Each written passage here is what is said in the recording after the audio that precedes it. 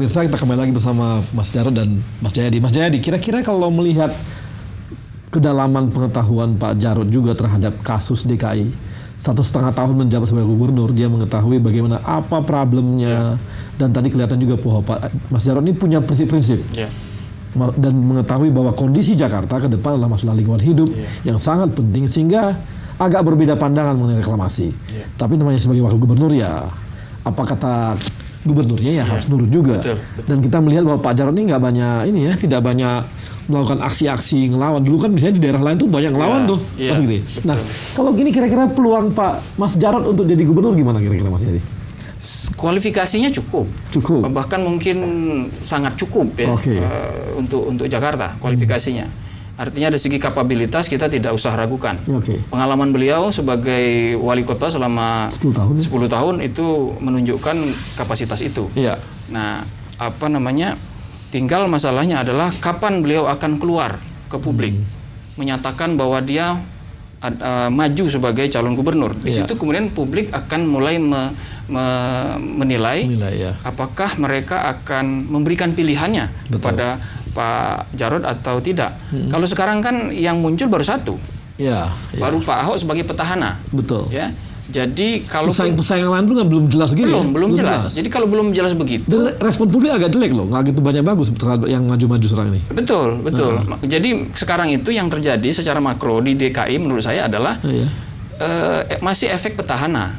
Jadi kan di hampir semua survei itu atau di semua survei yang kredibel itu kan menempatkan Pak Ahok sebagai yang paling unggul. Meskipun saya mengatakan keunggulannya belum bisa dikatakan aman gitu ya. Jadi mengapa itu unggul? Karena satu, efek petahana sebagai seorang incumbent di depan ya. Kemudian yang kedua, faktor kedua tadi belum ada lawan yang kompetitif. Yang satu memiliki kualifikasi orang yang bersih dari korupsi.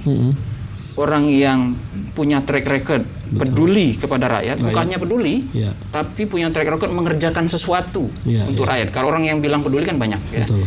Dan yang ketiga memiliki kapabilitas. Nah, Pak Jarod kan punya itu. Cuman kemudian dia belum terlihat oleh publik selama ini. Nah, jadi begitu nanti Pak Jarod terlihat oleh publik, itu ada peluang saya kira untuk publik melihat beliau. Nah, cuman memang posisi Pak Jarod sekarang agak dilematis.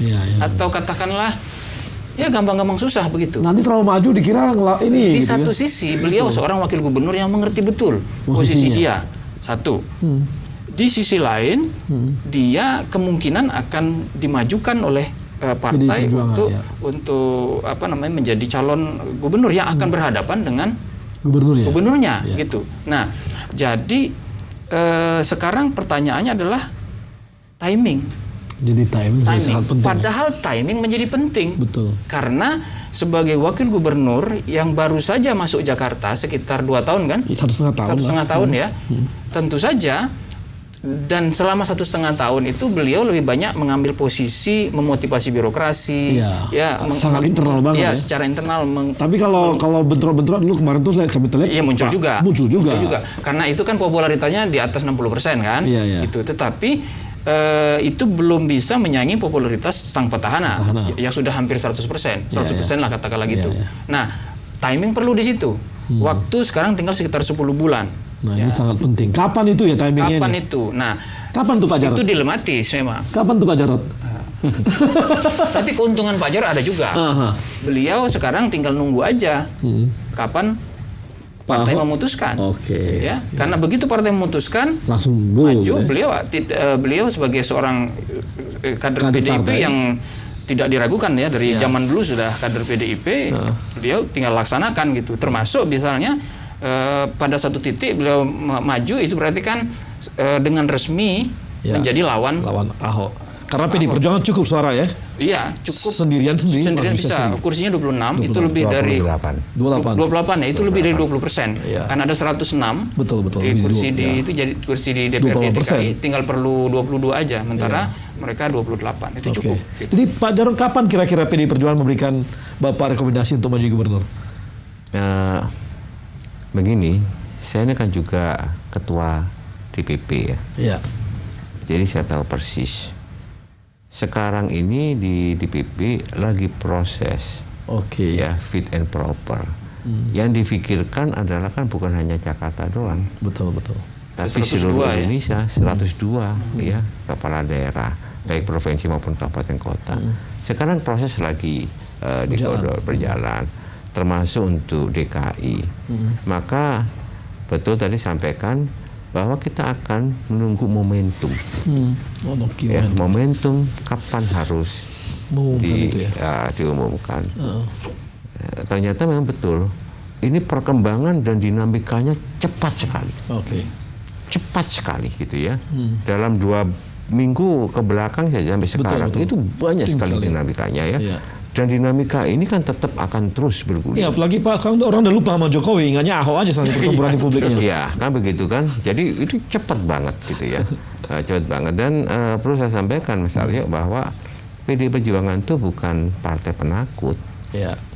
Kita itu terkenal partai pemberani, loyal, berani pada prinsip ya, mempertahankan prinsip ya, berdasarkan ideologi ya, loyal, dan semangat gotong royongnya itu luar biasa. Di antara kita ya. Nah, ini sangat luar biasa. Jadi perlu kami sampaikan bahwa bukan kita itu nanti akan kehilangan waktu, tidak. Tapi kita harus menunggu momentum yang paling tepat. Karena perubahannya sudah demikian cepat, itu yang pertama. Yang kedua, undang-undang pilkada sekarang juga masih digodok, dibahas. Kita kan juga harus antisipasi juga hal seperti itu ya. Jadi kalau pertanyaan kapan, ya saya nggak bisa menjawab karena proses lagi berjalan. Pesaing Bapak kira-kira dari PDI Perjuangan siapa lagi yang kira-kira mereka majukan? PDI Perjuangan mempunyai mekanisme. Kita juga membuka penjaringan sehingga yang dari luar siapapun yang dianggap mempunyai kapasitas gitu ya, ideologi yang sama ya, ideologi yang betul-betul sama dengan kita begitu, dan mempunyai ya peluang untuk menang cukup besar begitu, serta bermanfaat ya bagi masyarakat, itu dibuka kemungkinan itu. Tetapi dari internal juga, saya tidak mendaftarkan diri, Mas Jayadi. Karena apa? Karena saya diusulkan. Itu penugasan kalau internal. Ya, bukan penugasan, diusulkan. Jadi PAC ya kecamatan ya, DPC kota itu kan melakukan penjaringan di tingkat mereka, dan mereka bisa mengusulkan nama-nama itu. Kepada DPD maupun kepada DPP, ya. Jadi artinya sebetulnya ya saya tidak ada kewajiban untuk misalnya mendaftar karena sudah diusulkan, beda loh ya. Diusulkan dari bawah beda gitu ya. Nah, oleh sebab itu ya kita lihat aja nanti. PDIP ini menarik Mas Pak Arya ya. Meskipun PDIP ini dinilai, termasuk saya menilai kepemimpinannya masih didominasi oleh kepemimpinan lama, tapi menariknya PDIP kalau kita lihat paling banyak bertaburan pemimpin-pemimpin baru yang memberi harapan ke depan. Mas Jarod salah satunya. Mas Jarod kita nggak pernah dengar loh. Tiba-tiba muncul di DKI. Iya kan. Kalau saya udah lama dengar. Beliau pernah saya undang untuk acara bersama World Bank sebagai wali kota yang berhasil memberikan reformasi birokrasi dan reformasi. Mungkin karena terlalu jauh dari Jakarta jadi media kurang tahu gitu. Betul ya, itulah. Kira-kira lawannya Mas Jarod kira-kira siapa lagi dari PDI Perjuangan bakal maju? Risma bakal maju? Pak Ganjar? Iya, itu semua potensial kalau dilakukan oleh PDIP untuk. Dan kemarin Ridwan Kamil diundang oleh PDIP. Iya, itu semua potensial untuk maju di DKI dan potensial untuk bersaing dengan Pak Ahok gitu kan. Tinggal satu, apakah mereka itu memang bersedia untuk maju? Yang kedua, bagaimana mekanisme di peluang dari Mas Jarod sendiri bagaimana untuk itu di internal dulu? Saya dengar kuat ya. Sangat kuat. Saya dengar cukup kuat peluangnya gitu.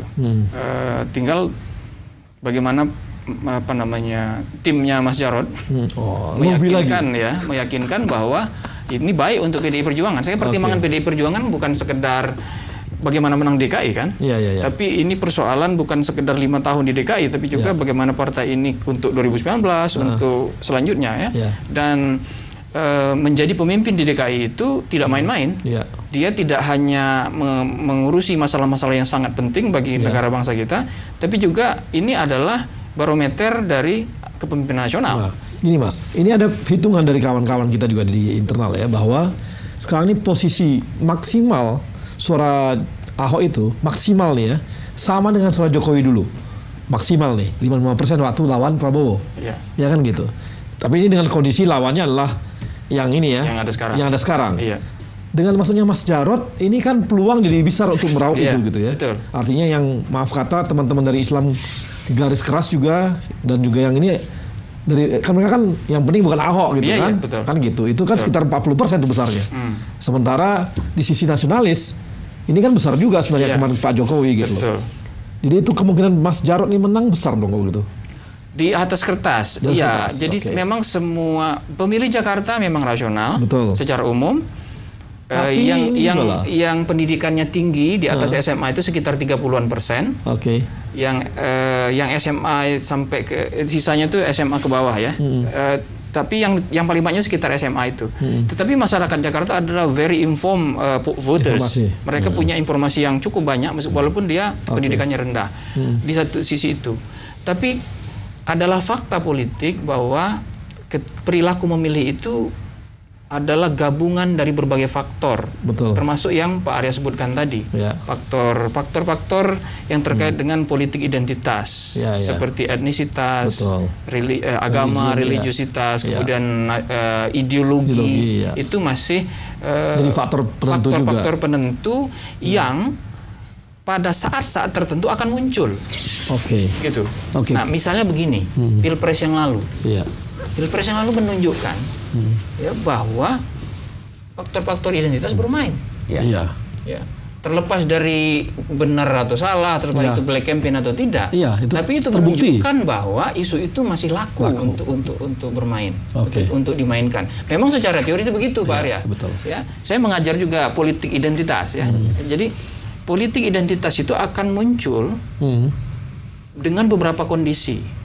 Di mana saja, mau negara maju, mau negara kurang maju, di mana saja akan muncul. Kalau satu, suasana pemilunya kompetitif. Seperti kemarin, hanya ada 2 calon, Jokowi lawan Prabowo, dan kompetitif. Artinya kejar-kejaran suaranya. Tidak ada calon yang dominan. Nah sekarang, potensi Jakarta untuk memiliki pemilu kompetitif sangat besar. Mas Jarod, Pak Jarod pede nggak untuk menangkan Pilkada Jakarta kalau maju diminta oleh partai? Saya tadi sampaikan ya, bahwa sebagai kader partai, yang namanya ada PDI Perjuangan, nggak takut gitu ya? Itu tidak ada rasa takut. Orang kita juga sudah terbiasa di luar kok. Begitu kan? Untuk tujuan-tujuan yang baik. Kalau kita ingin mencapai satu tujuan yang baik, tentunya harus juga dilakukan dengan cara-cara yang baik. Ya, di dalam politik itu juga ada moralitas, ada etika politik, ada moral politik, ya, ada kesantunan politik, ya, itu harus kita bangun di sini ya. Jadi bagi kita tidak hitung lah itu, kita nggak mikir lah. Terima kasih Mas Jarod, terima kasih Mas Jayadi. Pemirsa, kita telah selesai bersama Mas Jarod dan Mas Jayadi dan 1 jam tadi bersama, dan kita mengetahui bagaimana peluang dari Pak Jarod dan juga bagaimana kedekatan Pak Jarod dengan isu-isu permasalahan Jakarta, dan juga bagaimana ruang-ruang besar yang akan diterima oleh Pak Jarod dari PDI Perjuangan. Dan kita akan lihat nanti bagaimana apakah nanti Pak Jarod akan menjadi petarung dan juga lawan yang seimbang dengan melawan Ahok di Pilkada Jakarta dibandingkan lawan-lawan lainnya yang telah ada. Dan kita nanti akan lihat Pilkada Jakarta apakah akan memberikan tokoh baru atau tokoh yang lama yang akan menangkan DKI Jakarta. Terima kasih.